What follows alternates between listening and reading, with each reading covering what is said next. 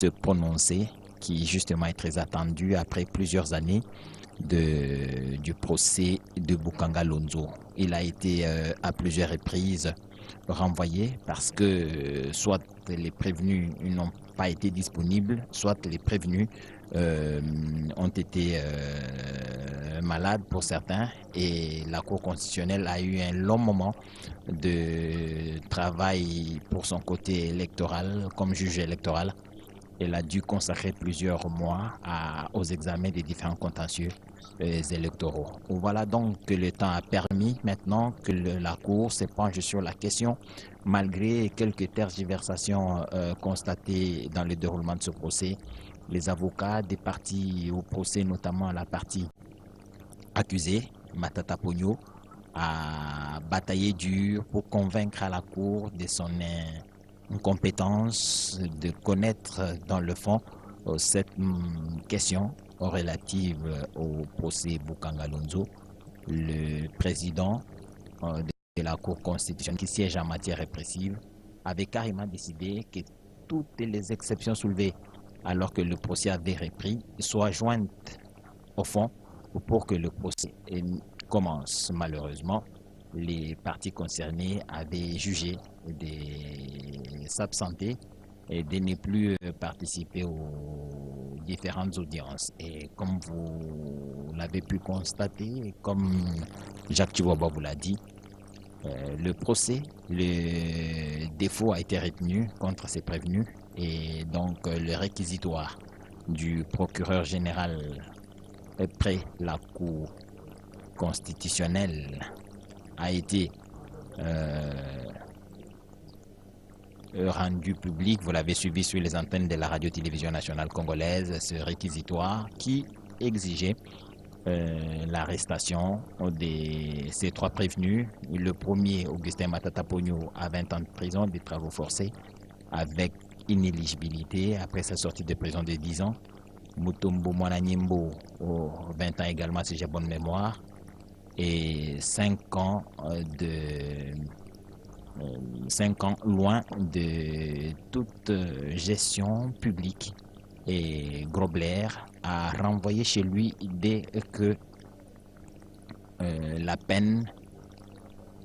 sa peine était purgée. C'était donc le réquisitoire du procureur général près la Cour constitutionnelle.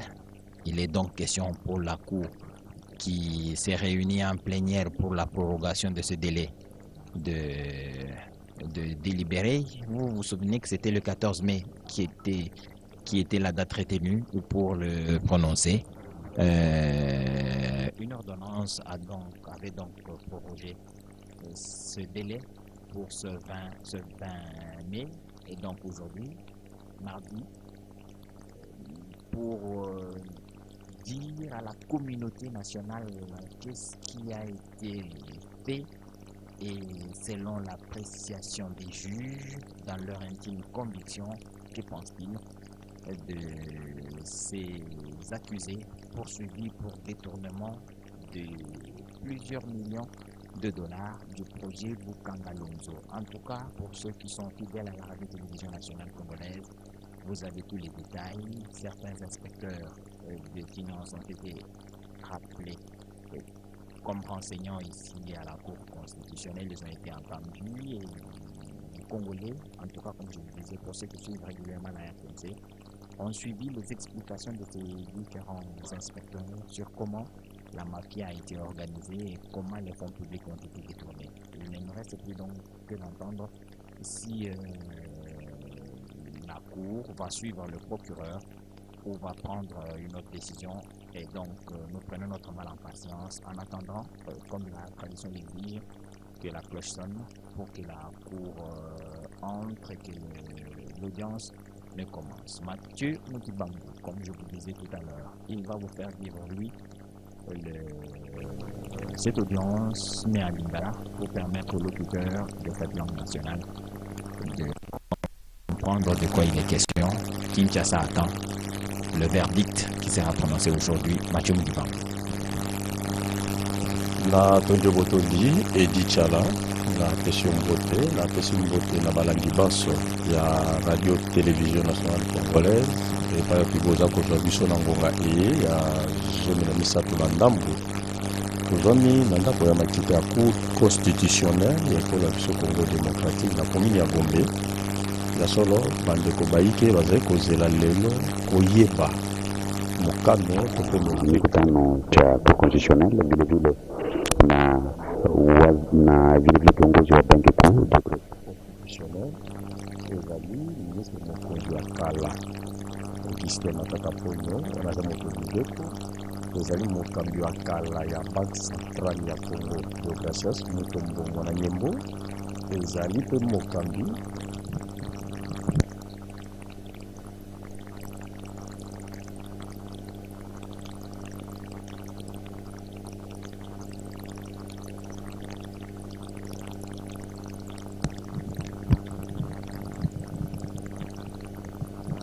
nazali koloba ete bozali bayike lelo mpona kolanda auto cour constitutionnelle ya République démocratique du Congo ezala kati ekolo RDC ozala kati ya likobe bapaya radio télévision nationale congolaise ezali kotalisa bino na nzela bilili lolenge kani cour constitutionnelle lelo mokomwa mibale mwa poso ezali date le 20 mai tokemi ya tuku mibale sanza mitano mobuko to ebai tuku bai na mitano tozwami awa RTNC mpona ntina ya likambo litali bongo mokano mwa mobeko moye mosengeli bongo lelo mpona bato basato baye bafundamaki na cour constitutionnelle mingi mpenza mpona makambo atali mwango monene ese kosema kuna na etando ya Bukangalonzo bongo kati ya bango ezali ministre mokonzi ya kala Augustin Matata Ponyo Mapom ezali bongo mokambi ya kala banque centrale ya Congo Deogracias Mutombo mwana nyembo mpe ezali moko mokambi ya kompani Soficom mpona kotalisa ete likambo lie bango bafundamaki eza likambo litali lolenge misala misengeli kotambola malamu na etando ya Bukangalonzo mbula matayi ekolo eleko ena ezalaki na bosenge ete bana ekolo Congo démocratique babika malamu na nzela biloko bya bolendakisa masango nguba loso biloko bike bisengeli kosalema oyo etando ena mbula matayi etiaki misono yango mpona bana ya mboka ya ye ete maso masema na lolenge ya malamu mpenza na komona ete misala misalemaki malamu te bongo sika balandelaki likambo batali ete mwa alokila lokondo ezalaki na kati na misolo memimaki milioni meke kasi lolenga mosala mosalemaki ezalaki mpenza ya bokokisami te mpona ntina na yango likambo lina likomaki na cour constitutionnelle atina kolandela yango banganga mayele baito kobenga na lifaransa bainspecteur batali bongo misala na misolo mpe misala na ndenge na ndenge balandelaki batali likambo ya vitesse esengeli pole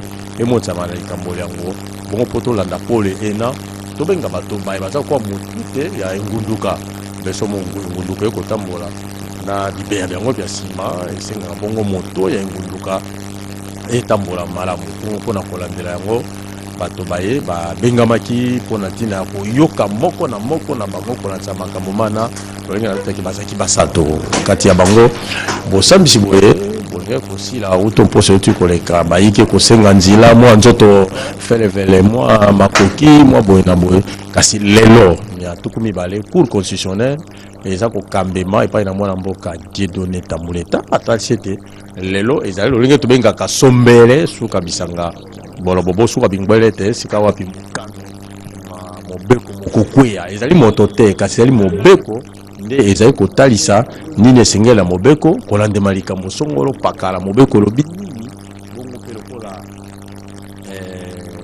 bato bana basato basengeli koyeba likambo ya bango mpe mbano ya bango lelo na bango basato koyeba bango ete ezali mwana mboka Augustin Matata Ponyo akoyeba mbano ya ye lelo ezali Deogracias Mutombo mwana nyembo akoyeba mbano ya ye lelo ezali Kristo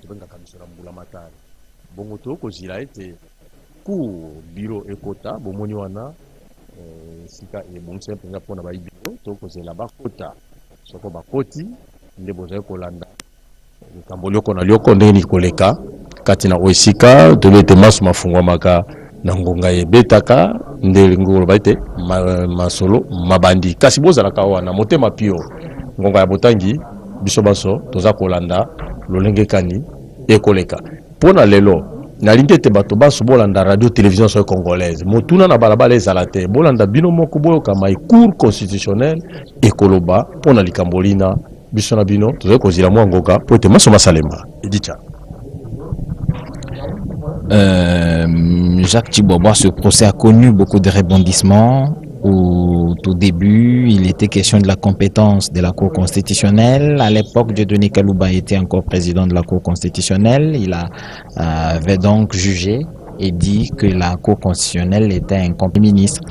Dieudonné Kamouleta est revenu à la charge comme président de la Cour constitutionnelle. Il a trouvé à redire dans sa lecture de la Constitution.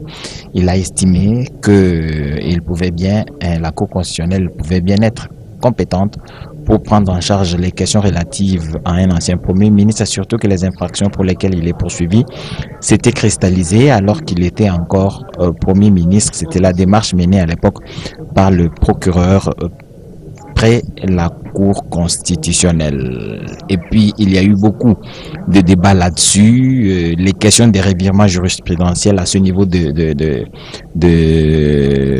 compétences, de débats, avait donc fait couler beaucoup d'encre, mais finalement, à lire ces arrêts, on trouve qu'il y avait des éléments de droit qui avaient été évoqués et qui méritent bien d'être soutenus, et que certains ont pensé que la Cour constitutionnelle s'était dédite, alors qu'il y a des exemples, il y a une doctrine abondante sur la question qui va justement dans cette perspective de revirement jurisprudentiel arrivé à plusieurs moments au pays comme à l'extérieur. Oui, Edi Tchala, il faudra que les téléspectateurs qui nous suivent en ce moment comprennent ce qui s'est réellement passé. C'est vrai que à l'époque, la Cour constitutionnelle s'était déclarée incompétente, mais au regard de l'infraction ou des infractions commises par les prévenus, le ministère public ou le parquet n'a pas su se taire. Le parquet a fini parce qu'on disait que Matata Pognon et ses complices, actuellement Matata Pognon avait la casquette ou à la casquette à l'époque c'était la casquette d'un sénateur. Et donc la juridiction compétente c'était la Cour de cassation. Et donc la Cour constitutionnelle s'est dit incompétente. Le procureur général a saisi la Cour de cassation également pour qu'on puisse poursuivre M. Matata Pognon. Là aussi, le conseil de Matata Pognon, les avocats ont soulevé l'incompétence de la Cour constitutionnelle parce que là, on poursuit Matata pour des infractions commises quand il était à l'époque Premier ministre. Et donc là, il était sénateur, il n'avait posé aucun acte allant dans le sens d'enfreindre une règle légale.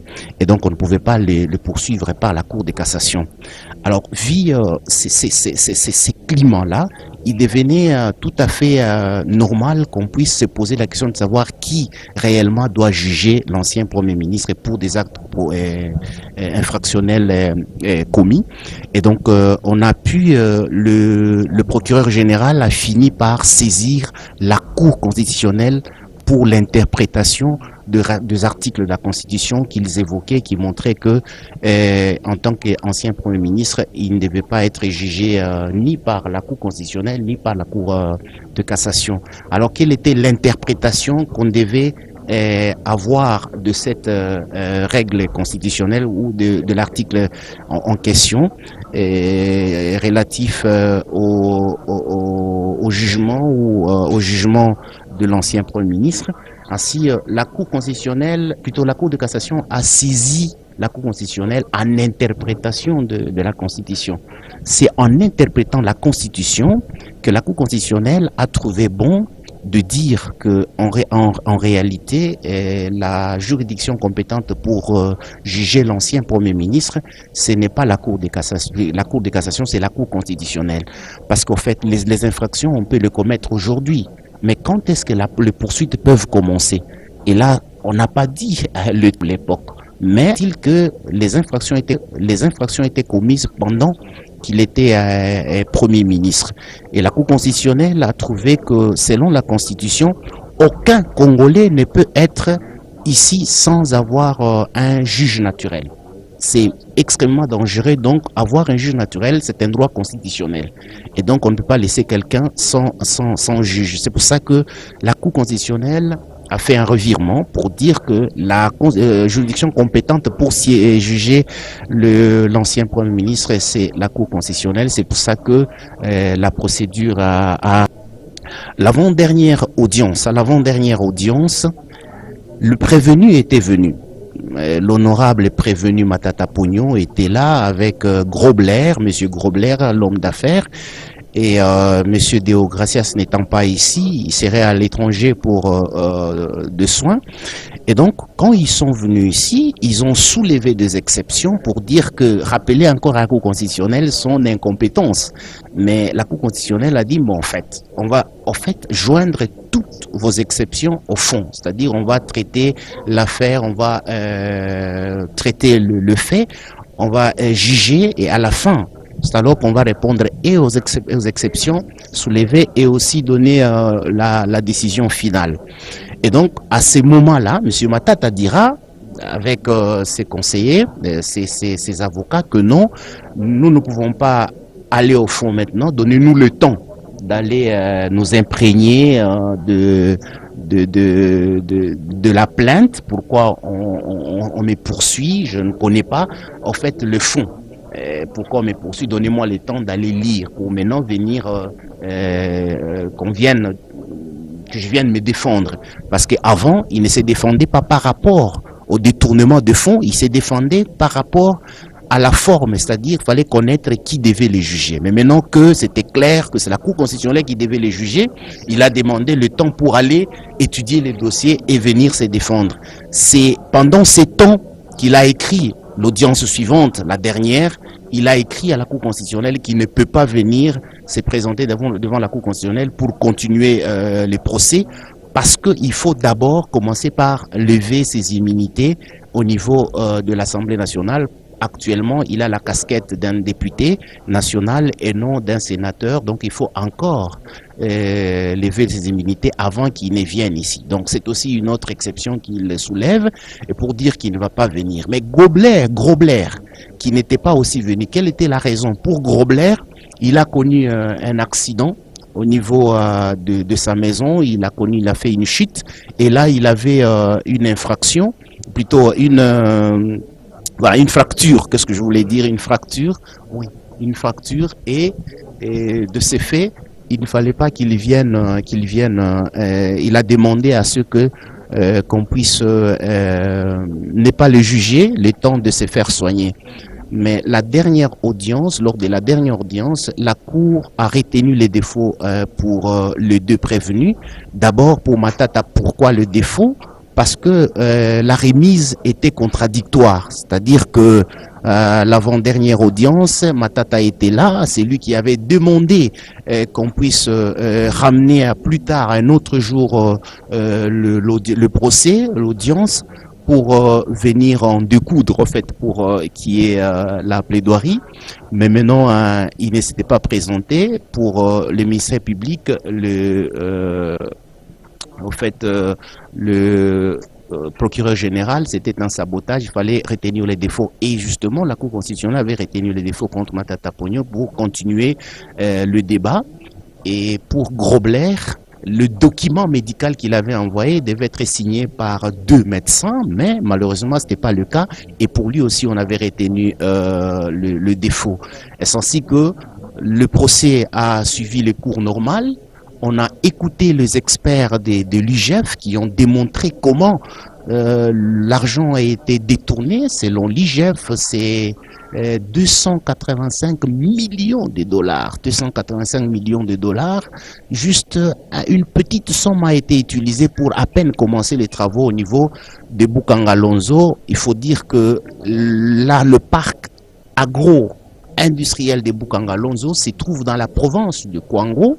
Et dans la province de Kwango, l'espace que cela devait occuper, ce parc devait occuper, c'était pratiquement 80 000 hectares. 80 000 hectares où on devait implanter ces parcs agro-industriels. Et ça a commencé un tout petit peu, mais il y a beaucoup d'argent décaissé, mais qui n'ont pas été affectés.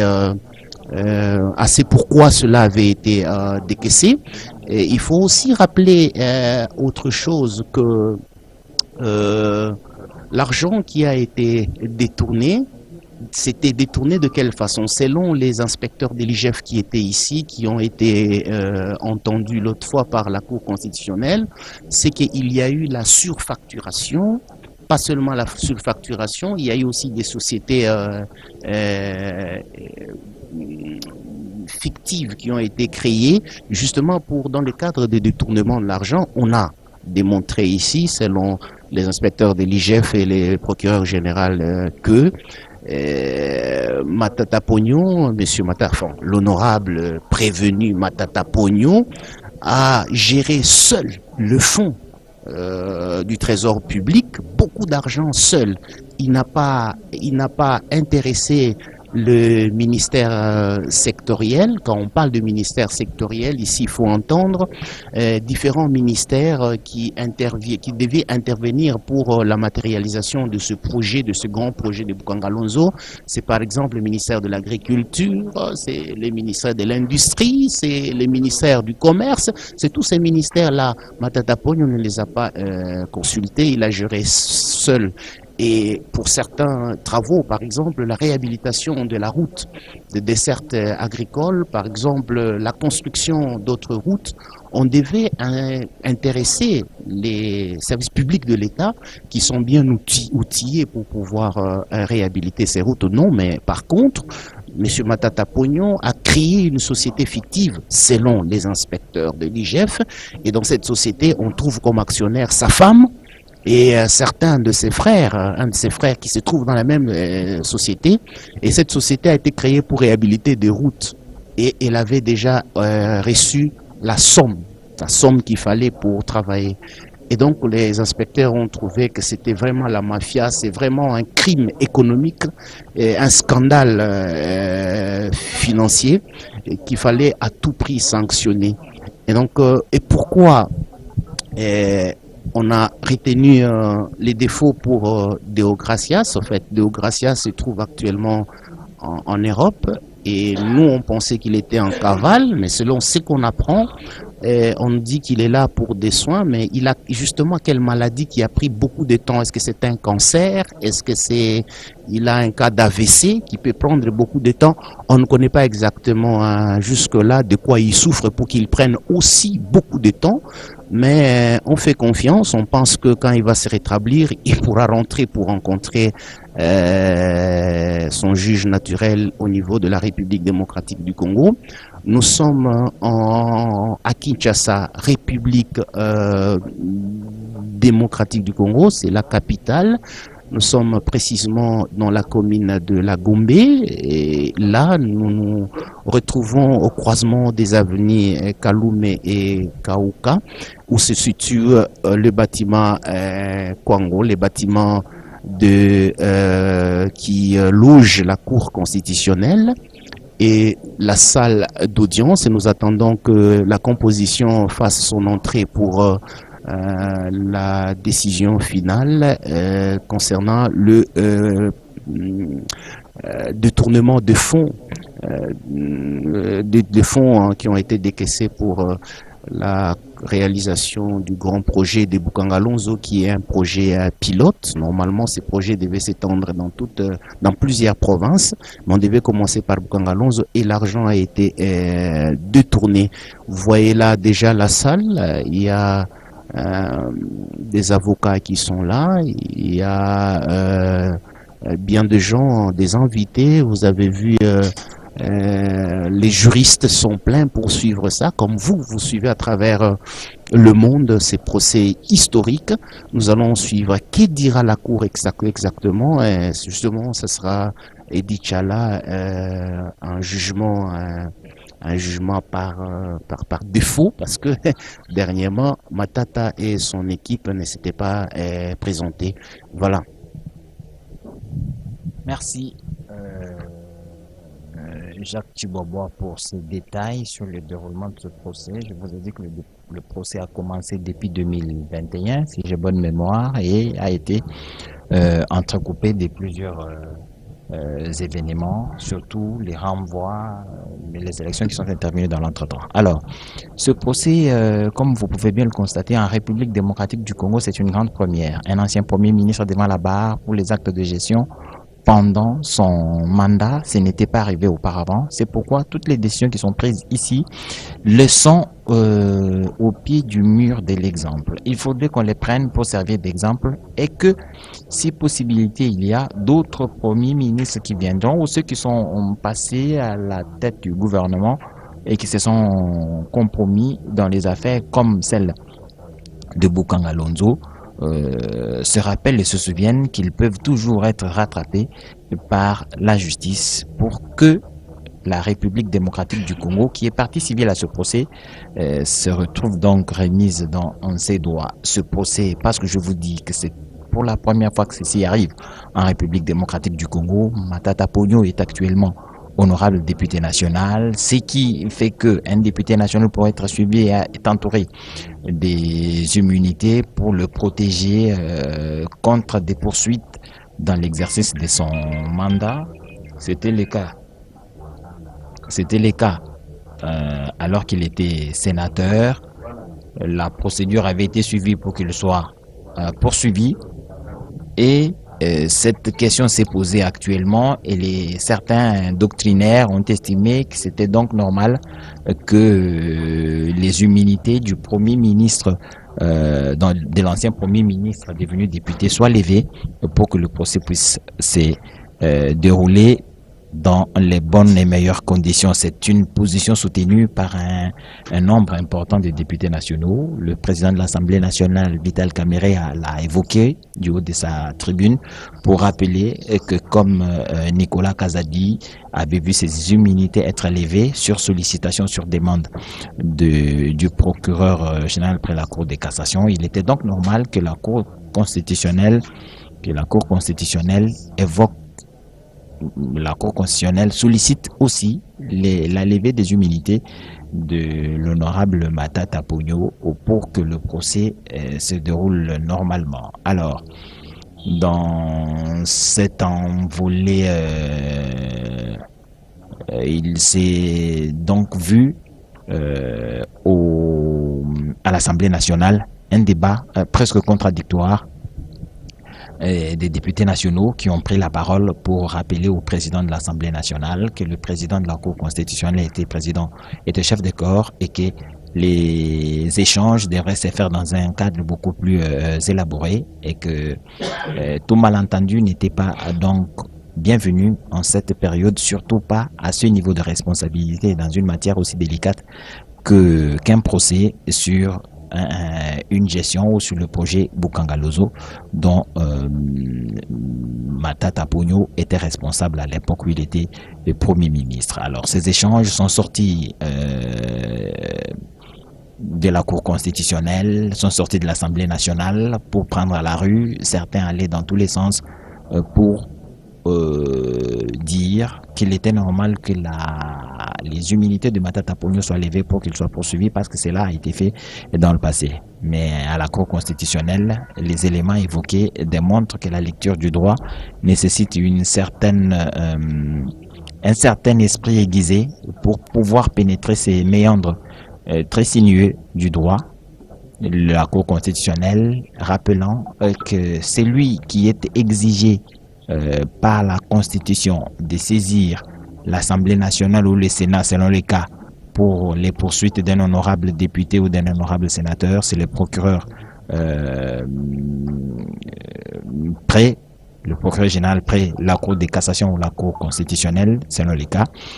Et il n'est jamais ou il n'a jamais été question qu'un dossier fixé, que le président de la Cour ou le premier président de la Cour de cassation, selon les cas comme je le disais, puisse saisir l'Assemblée nationale ou le Sénat pour solliciter la levée des immunités d'un député ou d'un sénateur dont le procès était déjà en cours. C'est donc le cas pour l'instant. Le président de la Cour constitutionnelle qui siège en matière répressive n'a donc pas été reconnu dans ce contexte par la Constitution comme étant obligé de solliciter une levée des immunités quelconques pour poursuivre un dossier pendant. Alors, la Cour constitutionnelle a donc tenu à poursuivre le procès. Comme c'est le cas, vous pouvez entendre la cloche qui sonne disant donc que la composition va pouvoir faire son entrée dans cette salle d'audience pour le début effectif de cette audience que nous pensons ou qui est donc la dernière, parce que c'est au cours de celle-ci que le prononcé va intervenir. L'extrait de rôle a été partagé et tout le monde sait, y compris les prévenus, que c'est aujourd'hui que leur sort sera scellé. Et on rappelle que les arrêts de la Cour constitutionnelle ne sont susceptibles d'aucun recours et c'est en premier et dernier ressort que cet arrêt sera rendu dans quelques instants. Vous avez suivi la cloche, c'est dire que nous n'avons plus que quelques minutes pour que cette audience ne commence. Mathieu Moudibangou, nos téléspectateurs qui voient les chaises vides devant attendent de savoir ce qui va se passer, mais dans quelques minutes nous avons entendu, vous et nous, cette cloche qui annonce l'entrée de la composition. Ngonga yango nde elakisaka bureau ezali kokota po ete likita lifungwama kasi naza kosembola boye bazali basatu bakangami te, bazali naino bakangami te, bazali bafundi bango kasi bazali nano bakangami te. Tokolanda nde mobeko lelo ekoloba nini mpona likambo ya bango soko mbele na nsima ya mobeko bakokoma bakangemi toyebi te tokozila kasi bazali nano bafundami. Ezali ministre mokonzi wa kala Augustin Matata Mponyo, ezali mokambi ya banque centrale ya Congo ya kala Deogracias Mutombo, ezali mokambi ya compagnie Africom, yazali bongo mombotama ya ekolo Afrika ya ngele na kombo ya Christo Grobler yepe mufundami. Po ya ye ezali kambo litali compagnie wana elili nango ezali to pe ezali compagnie ya lokuta to pe ezali compagnie eyikisamaki kaka mpona misolo ya l'État congolais. Misala nini yango esali mpona ministre mokonzi ya kala Augustin Matata Mponyo etando ya hectare nkoto tukumwambe eye epesamelaki bango kuna na etando Bukanga-Lonzo na etuka ya Kwango. Ezali etando monene tuku mwambe, ezali etando esinga kobotisa biloko bike awa kati mba mokonzi Kinshasa, masango, semu, loso, nguba, mbika ekozala kwa koluka te. Enge kozala meke tondio kati ya mabandauli etondio kati ya bazando etondi bipai na bipai. Soko misolo mi aleta mi mibimaki koleka milioni kama ibale na ndamu esalaki mosala mwa yango eliko bete biloko ya bolei na nguma mokonzi Kinshasa enge kozala meke kasi na motu ya misolo mi mibimi na sanduku aleta na mosala mwe mosalemi ilikwela lizalaki te. Okomona te lokwa misolo mi aleta mibuba mipamba yango wana ngonge beti eliko bete bile ze kokota sikapo ete likambo libanda biso banso na nzela RTNC eleko kangonga wana biro Cour constitutionnelle ekoti na bokambeni bwa Yeme Dieudonné Tamuleta masolo mazai kobanda edita.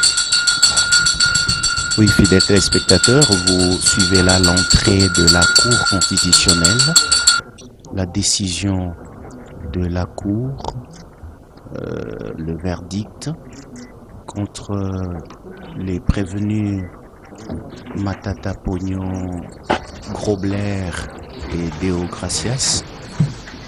Qu'est-ce que la Cour va dire? Voilà, et nous vous laissons suivre le verdict, nous vous laissons suivre la décision de la Cour constitutionnelle à l'encontre de prévenus qui ont détourné des millions. La Cour constitutionnelle, siégeant en matière de contrôle de constitutionnalité et de rectification des erreurs matérielles, déclare ouverte son audience de ce jour. Madame la greffière, vous avez la parole pour la lecture de l'extrait du rôle. Merci, Monsieur le Président. Nous avons les dossiers en cours normal. R11 22 requête du regroupement politique Action des Alliés pour la convention AABC en sigle à l'inconstitutionnalité de l'arrêt rendu par le Conseil d'État sous REA 203 en contentieux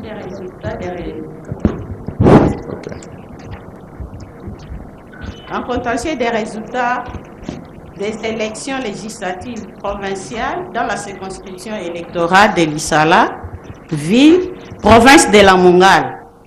Requête R11 2225. Requête de M. Kikoufi Djanzongani, janvier, en rectification d'erreurs matérielles contenues dans l'arrêt sous R-Const 1802 de la Cour constitutionnelle, date du 18 novembre 2022. R-Const 2368. Requête du regroupement politique Alliance pour l'avènement d'un Congo prospère et grand, AACPJ, en sigle, en contestation de la décision de l'Assemblée provinciale du Sud Ubangi, reprise dans le procès verbal du 13 novembre 2024, invalidant M. Songena Félix comme député provincial. Enfin, les dossiers de filtrage. R11 2209. Juste le numéro. 23 26, 23 27, 23 46, 23 76, 23 94, 23 95, 24 01, 24 06, 24 07, 24 10, 24 12, 24 19 et enfin 24 21. Monsieur le Président, nous avons encore un extrait à dedans. D'accord. Le seul dossier qui passe en cours normal, sous R-Const 2370, requête de M. Mbikila Mbanyewe Norbert et consort, en inconstitutionnalité de la motion incidentielle du 13 novembre 2024, par laquelle l'Assemblée provinciale du Sud Ubangi a adopté la déchéance des 5 députés provinciaux. Ainsi, Monsieur le Président, je vous. La Cour vous remercie. La Cour appelle la cause sous R-Const 2220,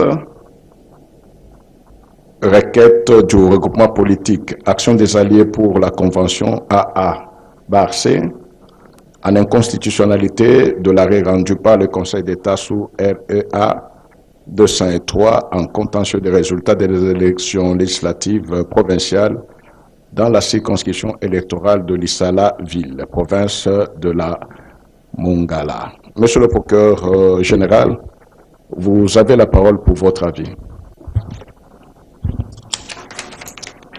Merci beaucoup, Monsieur le Président, pour la parole nous accordée. Monsieur le Président, honorables membres de la composition, l'avis est entièrement rédigé. Nous les donnons sur dispositif, ainsi concis. Par ce motif, plaise à la Cour constitutionnelle se déclarer incompétente, dire qu'il n'y a pas lieu à paiement de frais d'instance. Nous avons dit, Monsieur le Président. La Cour vous remercie. Elle clôt les débats, prend la cause en délibéré pour rendre sa décision sur le banc et sur dispositif.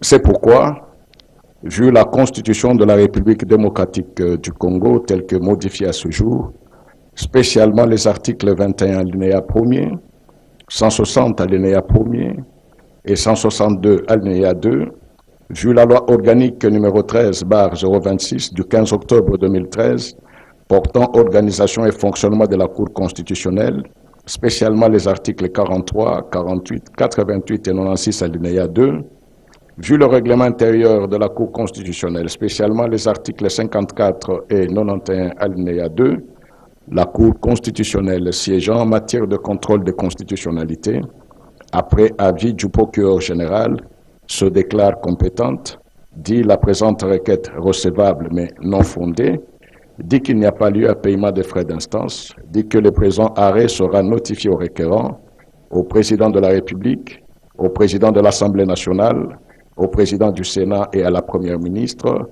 ainsi qu'au président de l'Assemblée provinciale de la Mongala.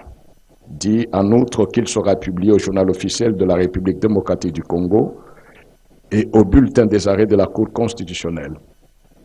La Cour a ainsi délibéré et statué à l'audience publique de ce 20 mai 2025, à laquelle ont siégé Mesdames et Messieurs Kamouleta Badibanga Dieudonné, président,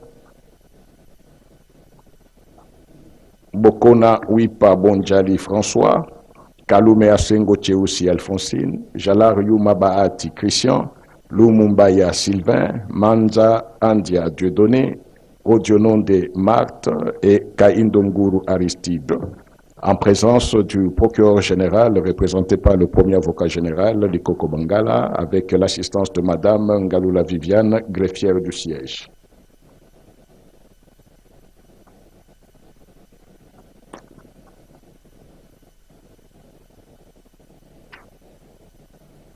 Messieurs, nous avons été pris des cours comme vous d'ailleurs. Vous constatez que la Cour est d'abord saisie pour une autre affaire. Elle s'est réunie justement pour cette affaire-là, c'est-à-dire que il y a un contentieux électoral sur lequel la Cour constitutionnelle devait se prononcer. C'est ce qui est donc en train d'être fait, un litige de la province de la Mongala, mais aussi un autre litige de la province du Sud-Obangi. Le procureur la cause général... elle conste 22-25, requête de M.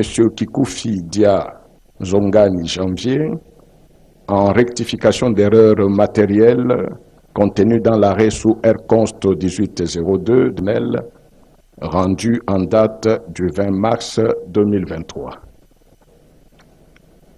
Monsieur le procureur général, vous avez la parole pour votre avis. Merci beaucoup, Monsieur le Président, pour la parole nous accorder. Monsieur le Président, honorables membres de la composition, l'avis est entièrement rédigé et nous le donnons sur le dispositif qui est ainsi concis. Par ce motif, plaise à la Cour constitutionnelle de se déclarer compétente, dire irrecevable la présente requête pour défaut de qualité dont le chef de l'avocat conseil du requérant pour défaut de procuration spéciale dans le dossier, dire qu'il n'y a pas lieu à paiement de frais d'instance. Nous avons dit, Monsieur le Président. La Cour vous remercie. Elle clôt les débats, prend la cause en délibéré et rend sa décision sur le banc. C'est pourquoi, vu la Constitution de la République démocratique du Congo, vu la loi organique numéro 13/026 du 15 octobre 2013, portant organisation et fonctionnement de la Cour constitutionnelle, la Cour constitutionnelle siégeant en matière de rectification d'erreurs matérielles, après avis du procureur général, se déclare compétente, dit la requête recevable et la déclare, la dit fondée, corrige son arrêt sous R const 1802 en disant tant au motif co-dispositif, entre guillemets, Cour militaire de Kinshasa, Gombe, en lieu et place de haute cour militaire. Dit qu'il n'y a pas lieu à paiement des frais d'instance, dit que le présent arrêt sera notifié à la requérante, au président de la République, au président de l'Assemblée nationale, au président du Sénat et à la Première ministre, dit en outre qu'il sera publié au journal officiel ainsi qu'au bulletin des arrêts de la Cour constitutionnelle. La Cour a ainsi délibéré et statué à son audience publique de ce jour, à laquelle a siégé la présente composition.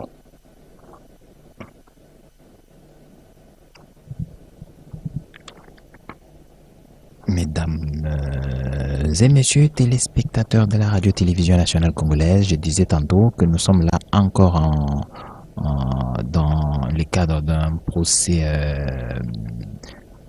d'un contentieux électoral. C'est le deuxième de ce jour. Les affaires qui sont jugées, le procureur a donné ses deux avis et Jacques Tibourbois constate comme nous que dans le procès Matata, qui est un procès pénal, le procureur avait fait un réquisitoire, mais pour pour d'autres affaires comme celle-ci, par exemple, ce sont des avis que le procureur donne et le président de la Cour peut aller dans le sens du procureur ou n'y pas aller dans le sens du procureur. Pour les deux affaires, la première, la Cour est allée à l'encontre de l'avis du procureur, et pour la deuxième affaire, la Cour a suivi. Elle conste 2368. Requête du regroupement politique Alliance pour l'avènement d'un Congo prospère et grand, AACPG en sigle, en inconstitutionnalité de la décision de l'Assemblée provinciale du Sud Ubangi, contenue dans le procès verbal du 13 novembre 2024, rejetant au préjudice du député provincial Sogena Bakwe Félix l'arrêt LEA 268 du 16 avril 2024 du Conseil d'État. Monsieur le procureur général, vous avez la parole pour votre avis. Merci beaucoup, Monsieur le Président, pour la parole que vous accordez.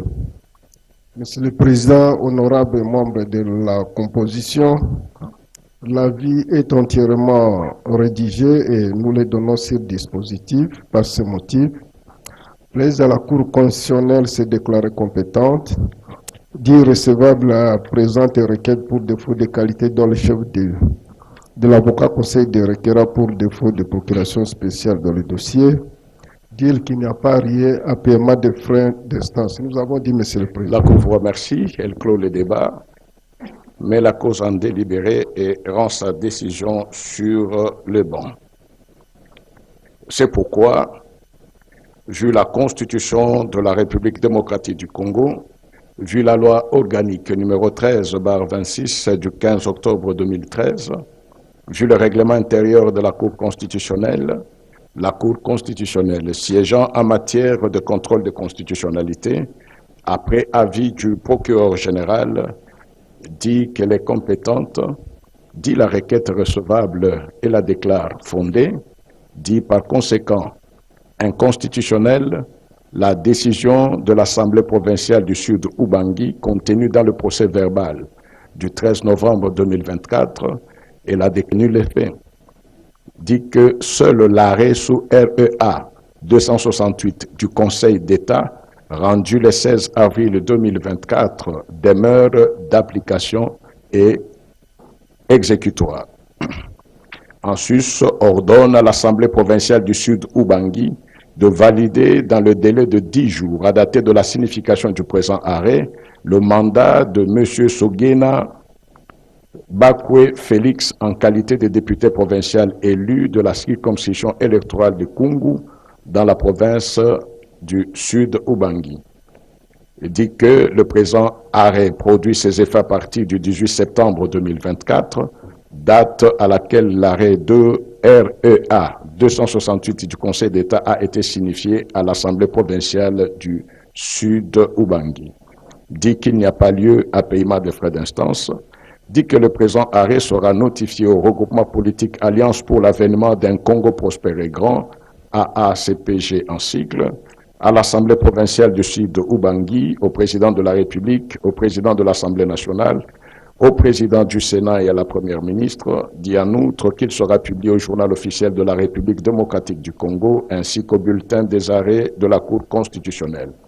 La Cour a ainsi délibéré et statué à l'audience publique de ce jour à laquelle a siégé la présente composition.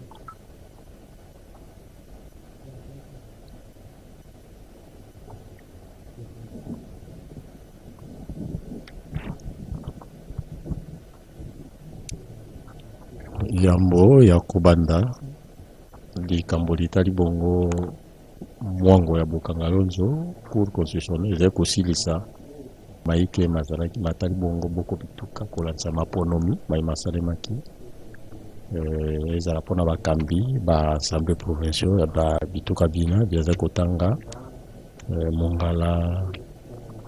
Elle compte 23,70 en cause aux requêtes de M. Mbikila Ngbanyewe Noro Norbert et Anzibe Mata Maoso Simaro Hilaire en inconstitutionnalité de la motion incidentielle de l'Assemblée provinciale du Sud-Obangi du 13 novembre 2024 rejetant à leur préjudice les arrêts sous REA 334 et 335 du Conseil d'État du 16 avril 2024. Monsieur le procureur, vous avez la parole.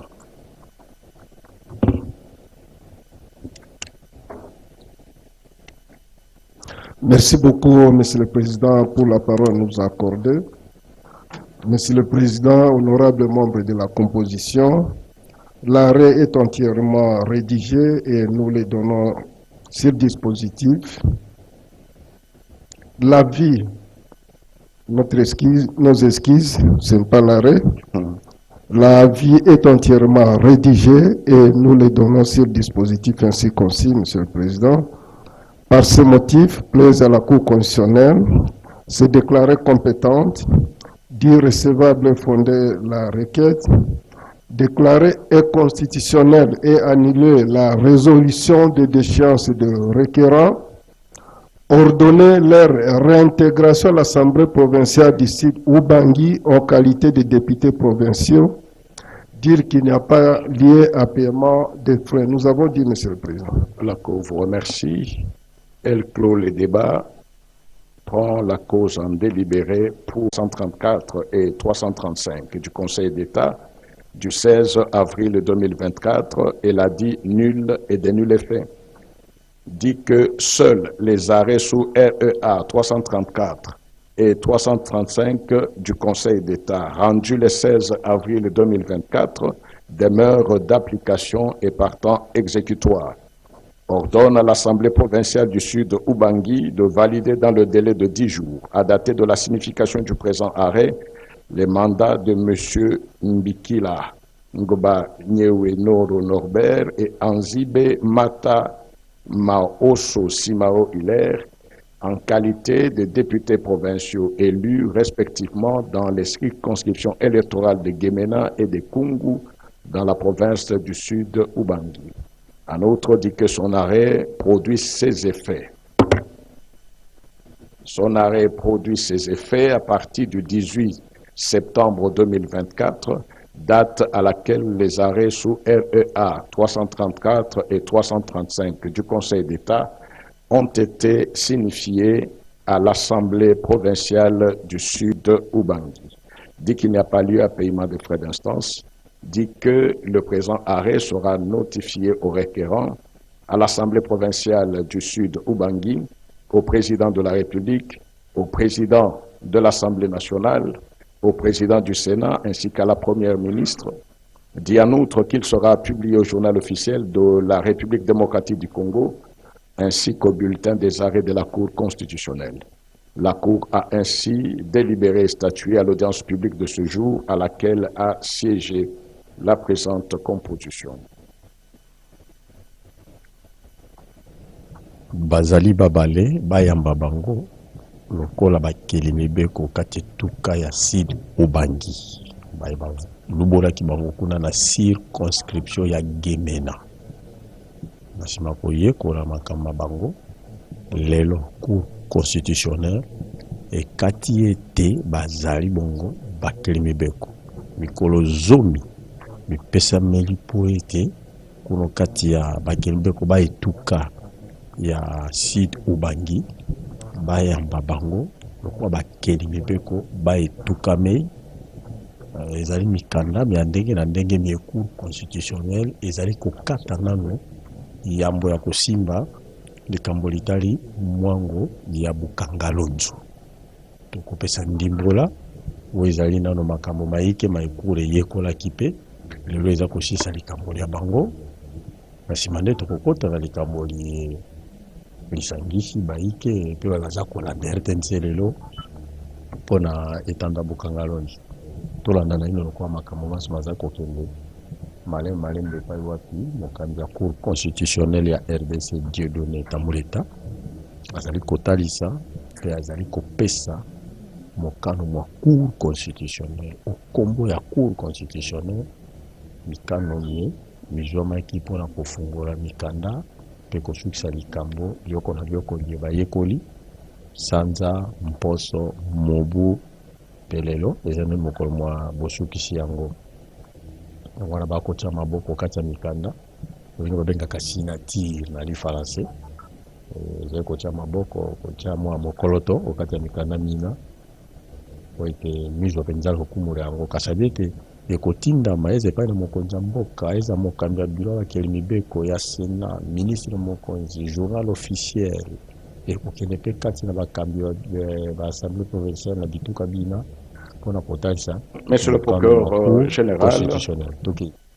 en ce qui concerne le dossier de filtrage, c'est-à-dire du R-Const 2209 jusqu'au R-Const 2421, comme nous venons de le dire, tous ces dossiers ont été traités selon le mode de filtrage. Vous avez la parole pour votre avis en ce qui concerne tous ces dossiers-là.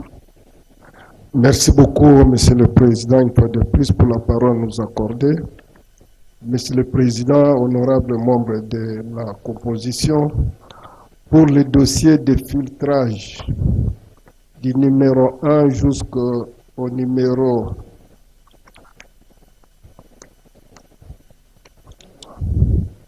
14, plaise à la Cour s'est déclarée incompétente, dire qu'il n'y a pas lieu à paiement de frais d'instance. Nous avons dit, Monsieur le Président. La Cour vous remercie. Elle clôt le débat dans toutes ces causes qu'elle met en délibéré pour rendre ses arrêts sur le banc. En illustration, elle rend l'arrêt sous R-Const 2209. Requête de M.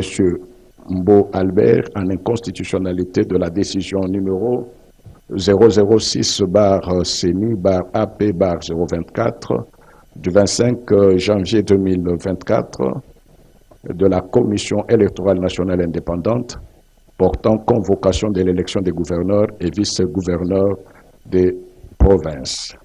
C'est pourquoi, vu la Constitution de la République démocratique du Congo telle que modifiée à ce jour, vu la loi organique numéro 13/026 du 15 octobre 2013, vu le règlement intérieur de la Cour constitutionnelle, la Cour constitutionnelle siégeant en matière de contrôle de constitutionnalité, après avis du procureur général, se déclare incompétente, dit qu'il n'y a pas lieu à paiement des frais d'instance, dit que le présent arrêt sera notifié au requérant, au président de la République, au président de l'Assemblée nationale, au président du Sénat et à la Première ministre, dit en outre qu'il sera publié au journal officiel de la République démocratique du Congo, ainsi qu'au bulletin des arrêts de la Cour constitutionnelle.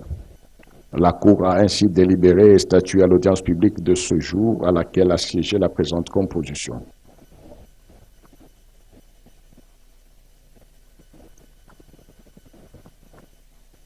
Est-ce que vous suivez religieusement le direct à travers la radio-télévision nationale congolaise? Vous suivrez la Cour constitutionnelle.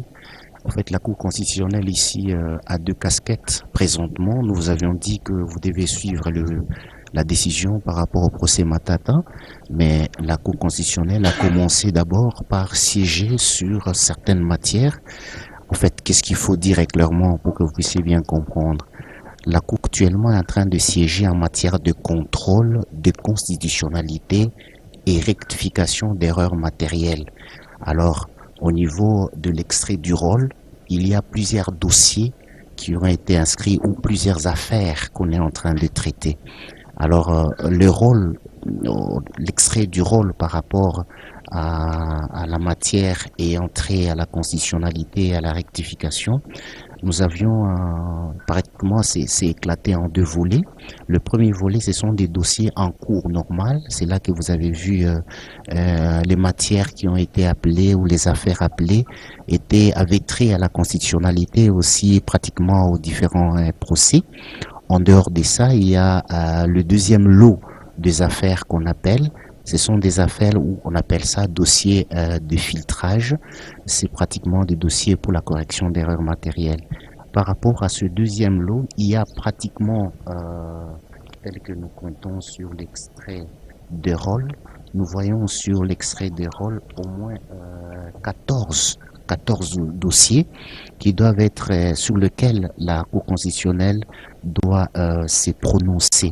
Ce n'est qu'après avoir traité le matière de contrôle, de constitutionnalité et de rectification d'erreurs matérielles que la Cour constitutionnelle va porter une deuxième casquette. Cette fois-là, elle va devoir parler ou travailler comme juge pénal.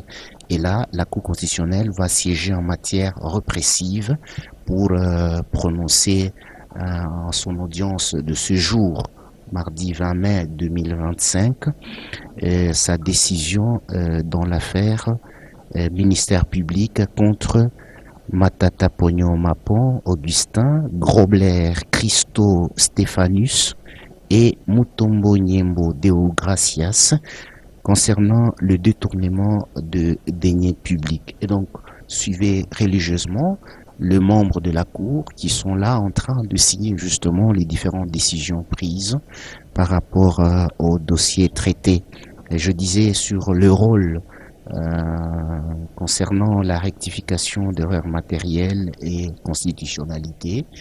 Il y a, pour les dossiers en cours, on venait de terminer 4 dossiers et les dossiers de filtrage, il y en a 14.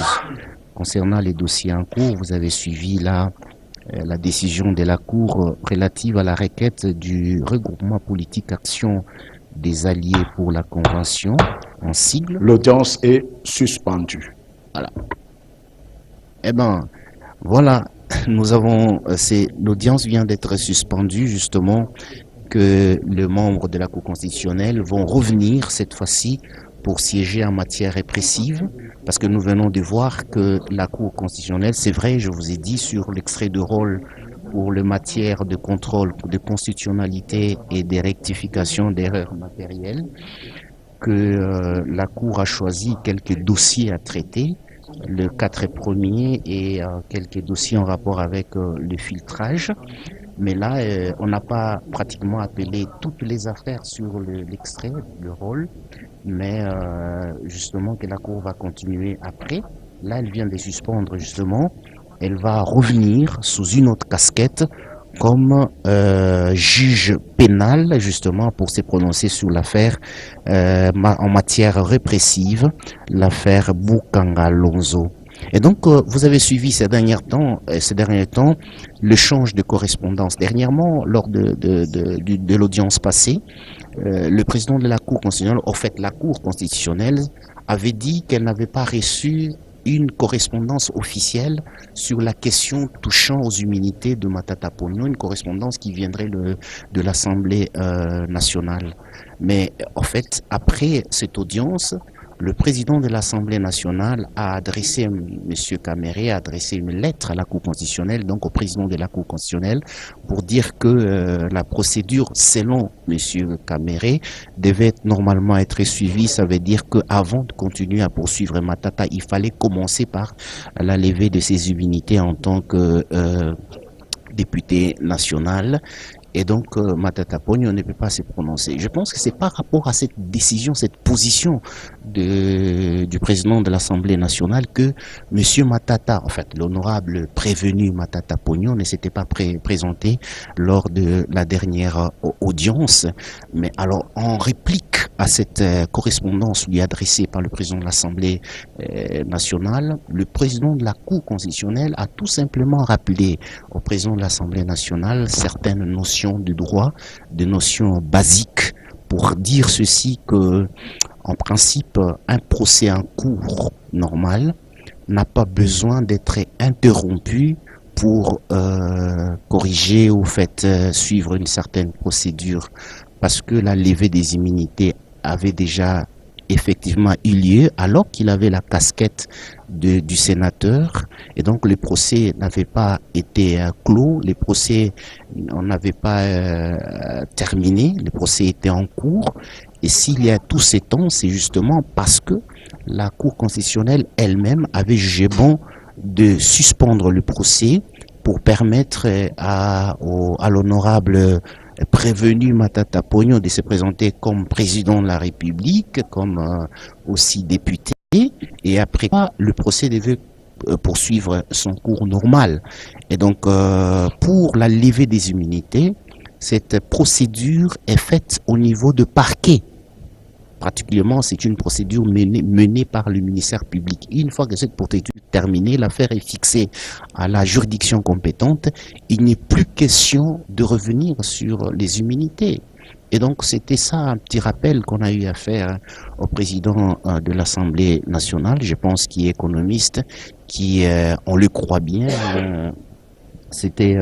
il est professeur en économie, et donc nous pensons que il a eu à comprendre que pour comprendre la procédure judiciaire, les questions juridiques, il faut se référer aux juristes.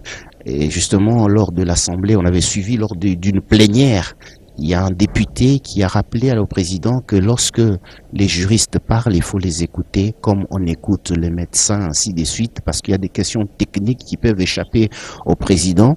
Et donc, des prises de position pareilles, ça frustre et ça embrouille la population inutilement, alors que juridiquement, la procédure suit son cours normal.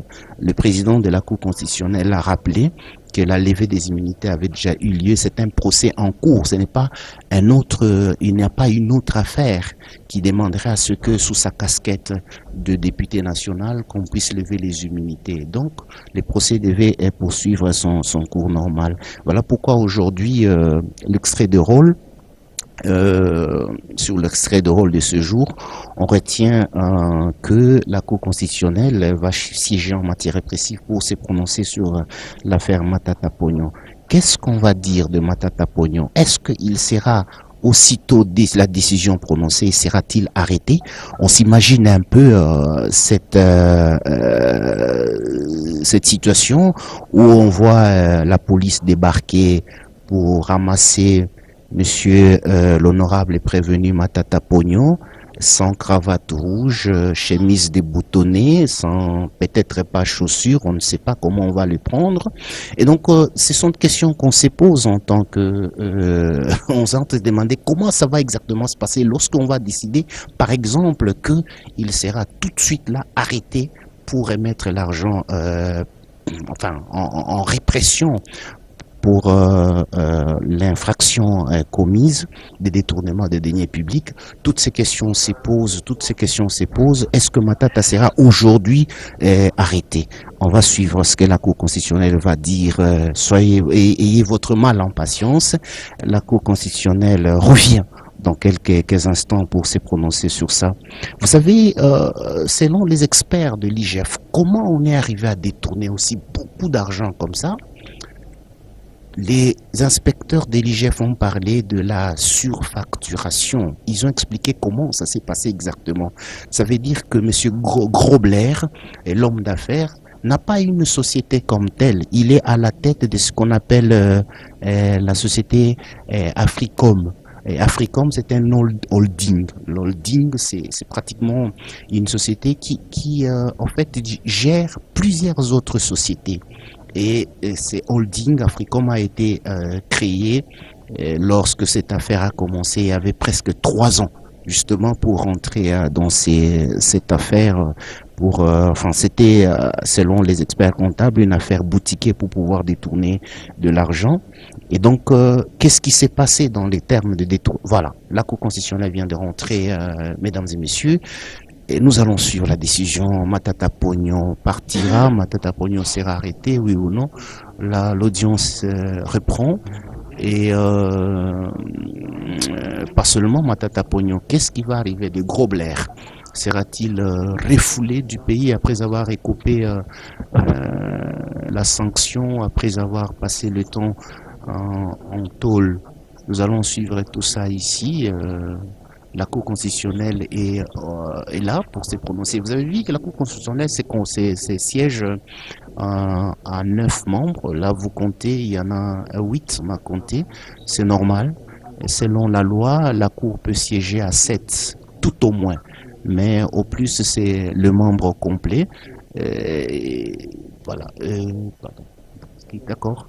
Et il y a 2 milliers de téléspectateurs qui nous suivent en ce moment et qui voudraient bien écouter en lingala qu'est-ce qui s'est passé exactement, parce qu'on a commencé par, on devait suivre la décision sur Matata, mais c'était autre chose. Qu'est-ce qui s'est exactement passé, Mathieu Moudiba?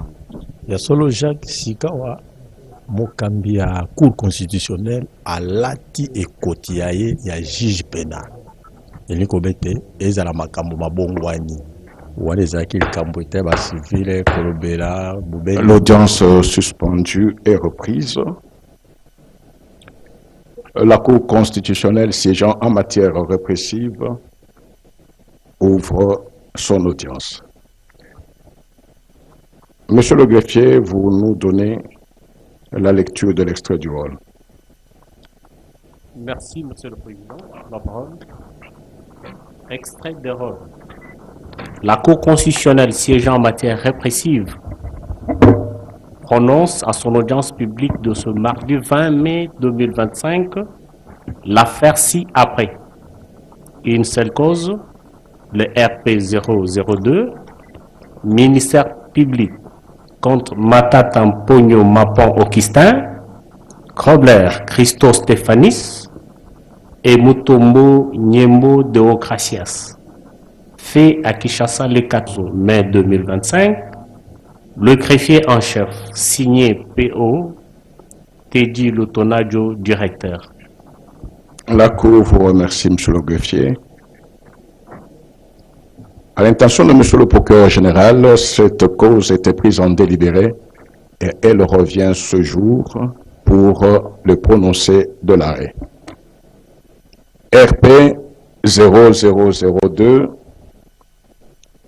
par requête aux fins de fixation d'audience numéro 055 bar RMP.1 0005 bar PG.C const bar PBP bar 23 du 12 juillet 2023, le procureur général près la Cour constitutionnelle poursuit devant celle-ci les prévenus Matata Ponyo Mapon Augustin, Mutombo Mwananyembo Deogracias et Globler Christo Stéphanos pour, à charge des prévenus Matata Ponyo Mapon Augustin et Globler Christo Stéphanos, avoir, étant auteur ou co-auteur, selon l'un des modes légaux des participations criminelles, prévu à l'article 21 du Code pénal livre 1er, à Kinshasa, ville de ce nom et capitale de la République démocratique du Congo, sans préjudice des dates précises, mais entre les mois de novembre 2013 et novembre 2016, période non encore couverte par le délai légal de prescription de l'action publique, la coopération directe, étant respectivement agent public de l'État, notamment Premier ministre du gouvernement de la République démocratique du Congo, pour le premier cité, et pour le second dirigeant de la société Africom Commodities, détourné par plusieurs moyens, notamment par l'octroi des avantages financiers, la surfacturation, la constitution des sociétés écrans, le détournement des procédures et la non-exécution des travaux d'aménagement de la route du site et de la construction des écoles de formation et d'autres ouvrages, la somme globale équivalente en francs congolais de $115 997 106, qui était remise à la société Africom Commodities pour la gestion du parc agro-industriel de Bukangalonzo, PAIBEL en cycle, projet mis en place par le gouvernement de la République démocratique du Congo. Faits prévus et punis par les articles 21 et 23 du Code pénal livre 1er et 145 du Code 2, tels que modifiés et complétés par la loi numéro 73/017 du 5 janvier 1973. À charge des prévenus Matata Ponyo Mapon Augustin et Mutombo Mwananyimbo Deogracias. Avoir étant auteur ou co-auteur, selon l'un des modes légaux de participation criminelle prévus par l'article 21 du Code pénal livre 1er, dans les mêmes circonstances des lieux et des temps ci-dessus, comme co-auteur agissant par coopération directe, étant agent public de l'État, respectivement, Premier ministre du gouvernement de la République démocratique du Congo, pour le premier cité, et gouverneur de la Banque centrale du Congo, pour le second cité, détourner la somme globale équivalente en francs congolais à $89 millions destinée à la construction du marché international de Kinshasa-Marikin, SA en abrégé. Fait prévu et puni par les articles 21 et 23 du Code pénal livre 1er et 145 du Code pénal livre 2, tels que modifiés et complétés par la loi numéro 73/017 du 5 janvier 1973. À l'audience publique du 23 avril 2025, au cours de laquelle l'affaire a été appelée, instruite, plaidée et prise en délibéré, aucun des prévenus n'a comparu alors que la remise a été accordée à la demande des prévenus Matata Ponyo Mapon Augustin et Globler Christo Stéphanous, et l'heure était donc contradictoire, et que la date d'audience a été notifiée régulièrement au dernier. Sur l'état de la procédure, la Cour a déclaré celle-ci, la procédure suivie régulière sur remise contradictoire à l'égard des prévenus Matata Ponyo Mapon Augustin et Globler Christo Stéphanous, et sur notification des dates d'audience régulières à l'égard du prévenu Mutombo Mwananyimbo Deogracias. La Cour a constaté cependant que les deux premiers prévenus ont versé au dossier des correspondances pour justifier chacun son défaut de comparaître. S'agissant du prévenu Matata Ponyo Mapon Augustin, il a décidé de ne pas comparaître en se fondant sur une décision de l'Assemblée nationale non versée au dossier qui aurait déclaré inconstitutionnelle la procédure à sa charge. Quant au prévenu Globler Christo Stéphanous, il a sollicité une remise de 90 jours au motif qu'il ne saurait se présenter devant la Cour car ayant connu une chute l'ayant placé dans l'incapacité de travail. Pour convaincre, il a annexé à sa lettre une attestation médicale signée par un médecin sud-africain. Pour la Cour, il est des jurisprudences constantes, notamment sous R-Const 1576 et 1543, qu'une telle attestation doit être impérativement établie de manière collégiale par 3 médecins, dont un médecin en chef ou agréé par l'État. Cette exigence, loin d'instaurer une restriction de droit, vise à garantir la rigueur, l'objectivité et la crédibilité des constatations médicales, en particulier lorsqu'elle peut produire des implications juridiques majeures, ce qui n'est nullement le cas en l'espèce. Le prévenu Globler Christo Stéphanous, contrairement aux exigences ci-dessus, a produit une attestation établie en date du 17 avril 2025, signée par un seul médecin sud-africain. Dès lors, la Cour ne peut faire droit à sa demande. Quant au prévenu Mutombo Mwananyimbo Deogracias, il n'a pas comparu malgré la citation à prévenu lui signifier régulièrement. Sollicité pour son réquisitoire. Quant à ce, au sujet de la non-comparution de 3 prévenus à l'audience du 23 avril 2025, le ministère public a rappelé les circonstances de la remise contradictoire pour cette date et a demandé à la Cour de poursuivre l'instruction de la cause sans désemparer ce que cette dernière a adjugé. La Cour constate qu'il gît au dossier une requête en réouverture des débats. La Cour note que la réouverture des débats n'est possible avant le prononcé de la décision que dans les cas de la survenance d'un fait nouveau ou d'un élément de preuve essentiel qui n'aurait pas été examiné lors de l'instruction.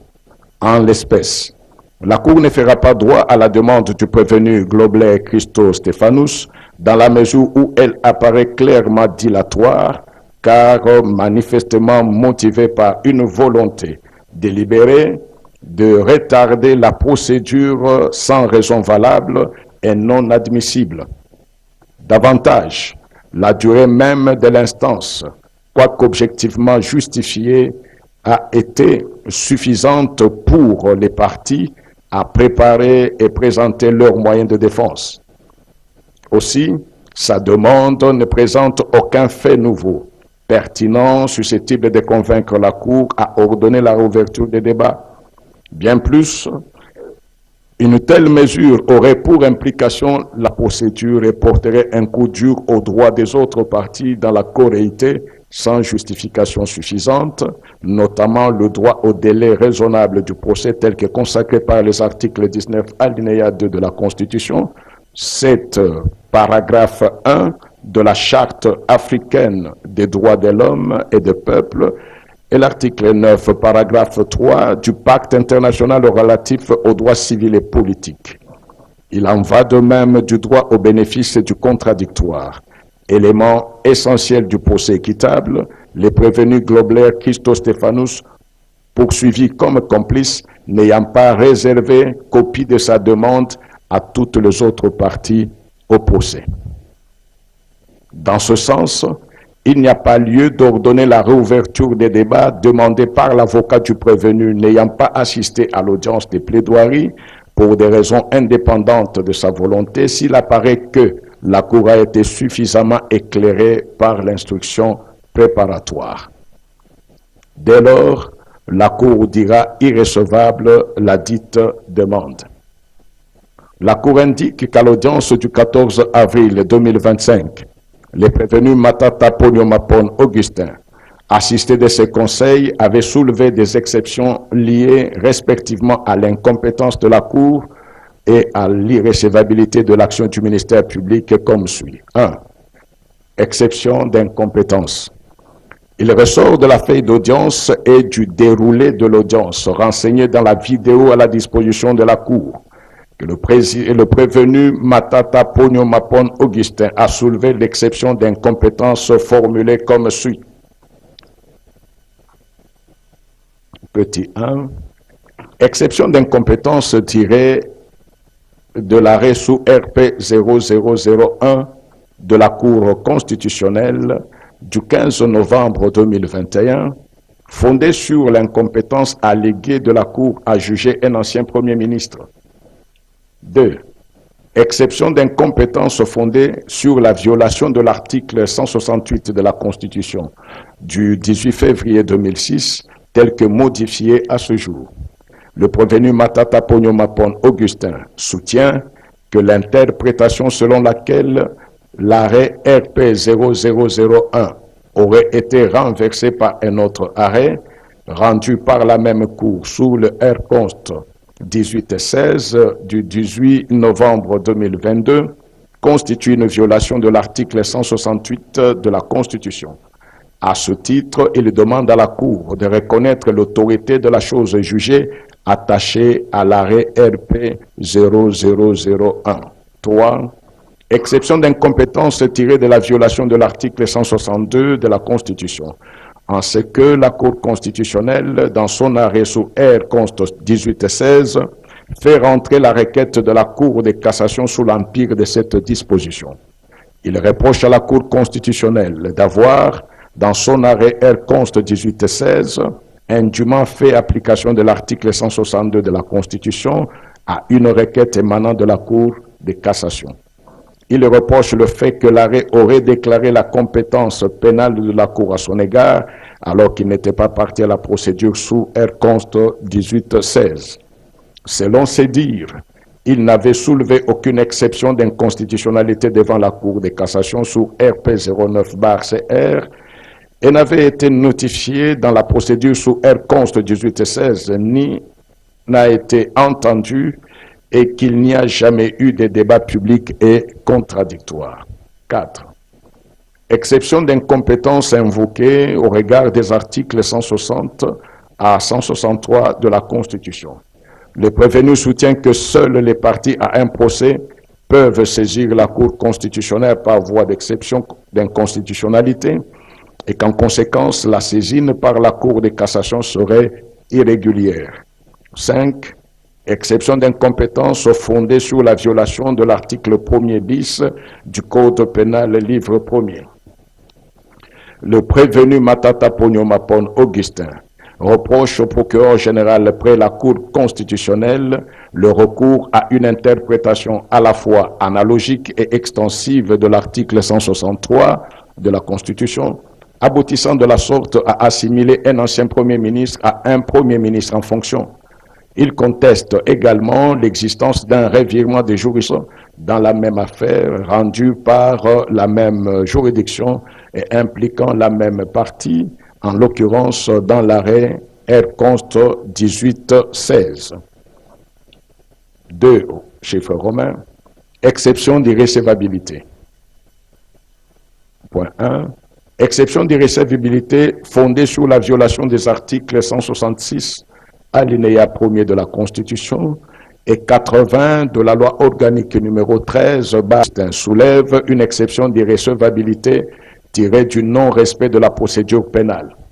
Il soutient que le procureur général près la Cour a méconnu les exigences des articles 166 alinéa 1er de la Constitution et 80 de la loi organique pré-rappelée. Selon lui, ces dispositions imposent pour tout acte de poursuite à l'encontre d'un ancien Premier ministre une procédure de mise en accusation préalable, laquelle doit être autorisée par un vote à la majorité de 2/3 de membres du Parlement réunis en congrès. 3, ou 2 plutôt, irrécevabilité de l'action publique tirée de la violation des alinéas 2 et 3 de l'article 107 de la Constitution. Le prévenu Matata Ponyo Mapon Augustin affirme que, en sa qualité de député national, en fonction et conformément aux alinéas 2 et 3 de l'article 107 de la Constitution, le procureur général près la Cour constitutionnelle aurait dû, à l'instar de la procédure engagée, solliciter l'autorisation préalable de l'Assemblée nationale pour engager ou poursuivre l'action pénale à son encontre. 3. Irrécevabilité liée à la violation de l'article 103 de la loi organique précitée, en ce que le procureur général n'a pas produit au dossier la résolution de mise en accusation du prévenu Matata Ponyo Mapon Augustin, adoptée par le Congrès, et que nul ne peut être poursuivi ou condamné qu'en vertu de la loi ou dans les formes qu'elle prescrit. La Cour rappelle que, dans son arrêt avant dire ou droit, sous RP 0002 du 13 novembre 2023, elle s'était déjà prononcée définitivement au sujet des mêmes exceptions d'incompétence et d'irrécevabilité soulevées par les prévenus Globler Christo Stéphanous et Mutombo Mwananyembo Deogracias en les déclarant non fondées. La Cour précise qu'en dépit du caractère erga omnes de sa décision avant dire droit susvisé, elle répondra surabondamment aux dites exceptions. S'agissant de sa compétence pour juger le prévenu Matata Ponyo Mapon Augustin, ancien Premier ministre en matière pénale, la Cour rappelle qu'elle découle des articles 163 et 164 de la Constitution, 80 et suivants de la loi organique numéro 13/026 du 15 octobre 2013 portant organisation et fonctionnement de la Cour constitutionnelle. Elle ajoute que l'article 163 de la Constitution détermine la compétence personnelle, c'est-à-dire cite limitativement les personnes qu'elle est appelée à juger en matière répressive. À celle-ci s'ajoutent les co-auteurs et complices mis à leur charge en vertu de la dernière partie de l'article 164 de la même Constitution. Cet article 164, dans sa première partie, définit la compétence matérielle de la Cour constitutionnelle en matière pénale en citant limitativement les infractions qui sont susceptibles d'être jugées par cette Cour, à savoir les infractions politiques de haute trahison, d'outrage au Parlement, d'atteinte à l'honneur ou à la probité, pour les délits d'initiés ainsi que pour les autres infractions de droit commun commises dans l'exercice ou à l'occasion de l'exercice de leurs fonctions. De ces deux dispositions, les articles 163 et 164 de la Constitution, la Cour déduit que sa compétence personnelle se distingue des compétences personnelles de toutes les autres juridictions, pour autant qu'elle n'implique pas toutes les infractions commises par une personne, mais plutôt des infractions commises par telle personne précise dans des circonstances déterminées contrairement aux autres compétences personnelles qui impliquent que la personne puisse être jugée en ne considérant que le moment de poursuite tel qu'il en est de celle définie à l'article 153 de la Constitution, selon laquelle la Cour de cassation est juge de toutes les infractions commises par les personnes jouissant du privilège devant sa juridiction sans égard au taux de la peine. La Cour considère que, contrairement à l'article 153 de la Constitution, qui définit la compétence personnelle quel que soit le taux de la peine, l'article 163 ne peut pas se lire sans l'article 164 qui limite les compétences de la Cour constitutionnelle en tenant seulement compte du moment de la cristallisation, notamment à l'occasion de l'exercice de fonctions abstraction faite du moment où les poursuites sont engagées contre ces personnes. Pour la Cour, la Constitution n'a pas établi de distinction sur les moments de poursuite, peu importe que le Premier ministre ou le Président de la République soit encore en fonction ou pas, l'important étant le moment de la commission des faits, c'est-à-dire dans l'exercice ou à l'occasion de l'exercice de leurs fonctions respectives. La Cour se conforte dans cette position en se fondant sur les derniers alinéas de l'article 99 de la Constitution, qui prévoit sa compétence pour connaître de poursuites contre le Premier ministre quand il n'est plus en fonction en cas de défaut de déclaration du patrimoine familial dans les 30 jours suivant la fin des fonctions ou la déclaration frauduleuse ou des soupçons d'enrichissement sans cause. La Cour conforte sa conviction par l'article 108 de la loi organique relative à son organisation et à son fonctionnement, qui établit une distinction nette entre les infractions de la compétence de la Cour constitutionnelle de celles de la compétence des autres juges pénaux, en disposant que, pour les infractions commises en dehors de l'exercice de leurs fonctions, la juridiction compétente est celle de droit commun, par opposition à la compétence matérielle de la Cour constitutionnelle.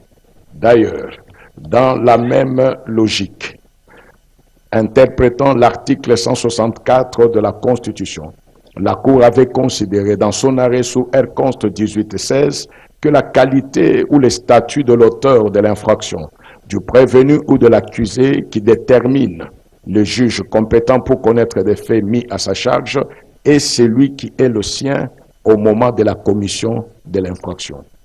C'est dans le même sens que la Cour suprême de justice avait jugé que la Cour d'appel est compétente pour juger un ancien magistrat si les faits reprochés à ce dernier ont été commis dans l'exercice ou à l'occasion de l'exercice de sa fonction pendant qu'il était encore magistrat et en relation avec son ancienne fonction.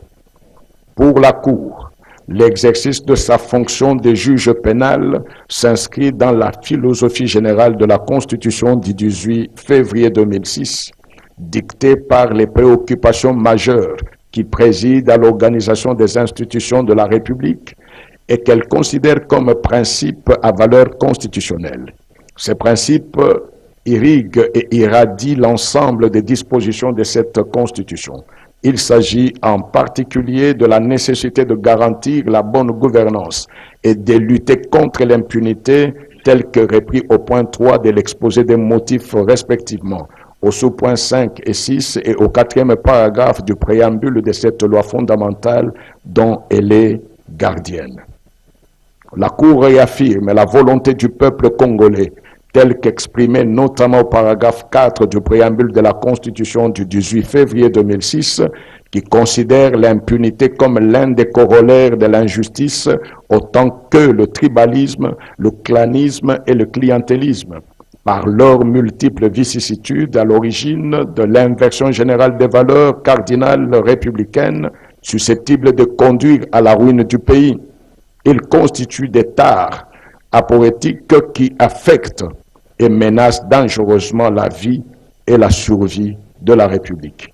Dès lors, il est difficile de comprendre qu'une telle constitution, qui prône la bonne gouvernance, en l'occurrence la gestion orthodoxe des deniers publics et par voie de conséquence la lutte contre l'impunité, particulièrement de leur détournement, entretenir ou organiser en même temps un régime d'impunité pour une catégorie d'individus, anciens premiers ministres soit-il, sans porter atteinte au principe de la non-discrimination, de l'égalité et de l'égale protection de tous devant la loi consacrée par la Constitution et les instruments juridiques internationaux de caractère universel et régional africain par la loi. Ainsi, saisi pour juger les prévenus Matata Ponyo Mapon Augustin pour des actes qu'il aurait commis pendant qu'il était Premier ministre, la Cour se déclarera compétente pour en connaître.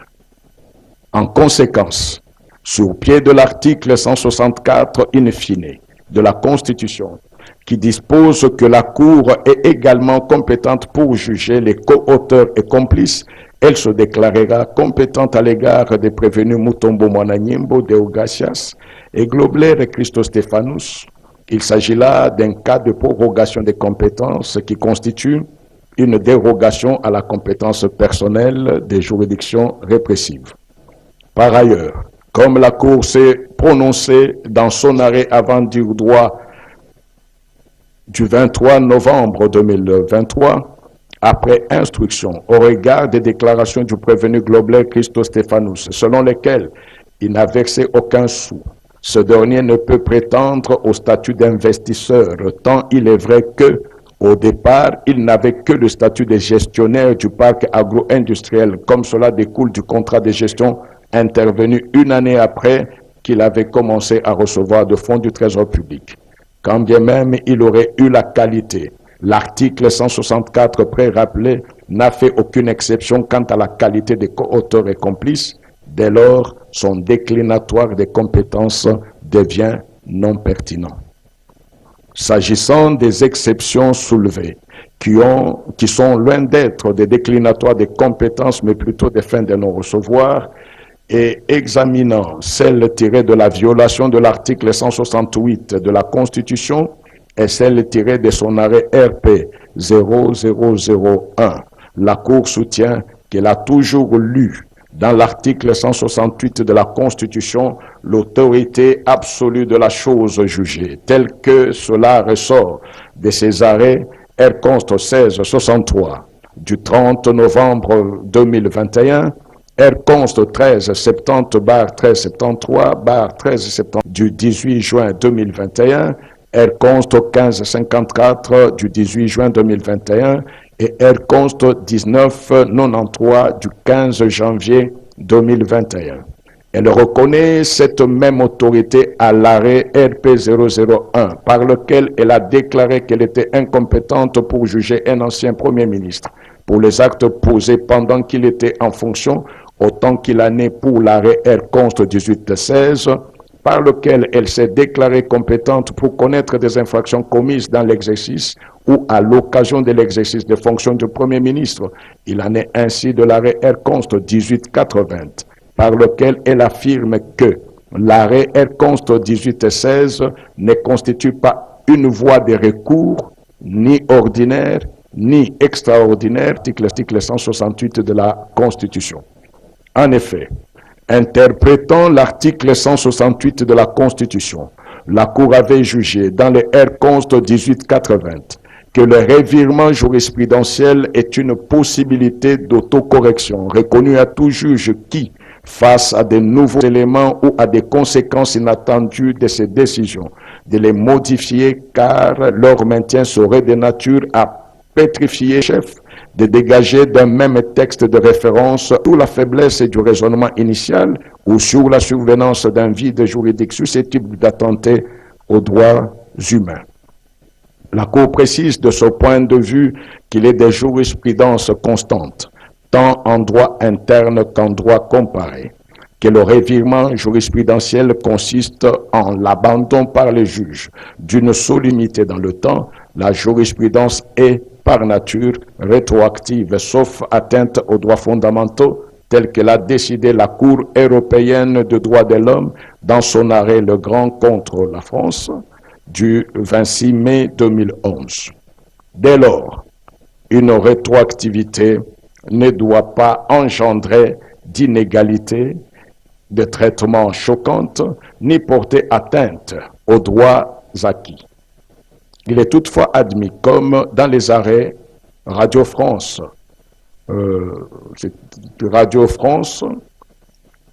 ce sont les jurisprudences de la Cour de cassation française, que la rétroactivité d'un revirement puisse être écartée si elle porte atteinte au droit d'accès au juge, si elle limite le pouvoir juridictionnel de la Cour en privant en conséquence une partie de son droit d'accès au juge. Or, en l'espèce, la rétroactivité de l'arrêt sous R-Const 1816 est de nature précisément à garantir au prévenu Matata Ponyo Mapon Augustin son droit d'accès au juge en ce qu'il détermine la juridiction compétente en vertu de l'article 17 alinéa 2 combiné, l'article 163 de la Constitution, pour connaître des faits qui lui sont reprochés ayant eu lieu au moment où il était Premier ministre en conformité avec l'article 19 alinéa 1er et 2 de la Constitution garantissant à toute personne le droit d'être jugé par une juridiction compétente. Par ailleurs, la Cour observe que ce revirement n'intervient pas dans la même cause, considérant que pour elle, il n'y a pas d'affaire Bukangalonzo, comme le prévenu veut désigner sa cause, mais plusieurs faits qui se sont perpétrés autour du projet qui a porté ce nom et qui varient selon les personnes et les actes posés, qui peuvent être qualifiés diversement, et il est possible qu'il y ait autant de procès sans pour autant remettre en question l'autorité de la chose jugée attachée aux décisions judiciaires, surtout pas dans la cause sous RP 001, ni menacer la sécurité juridique ou judiciaire de quiconque.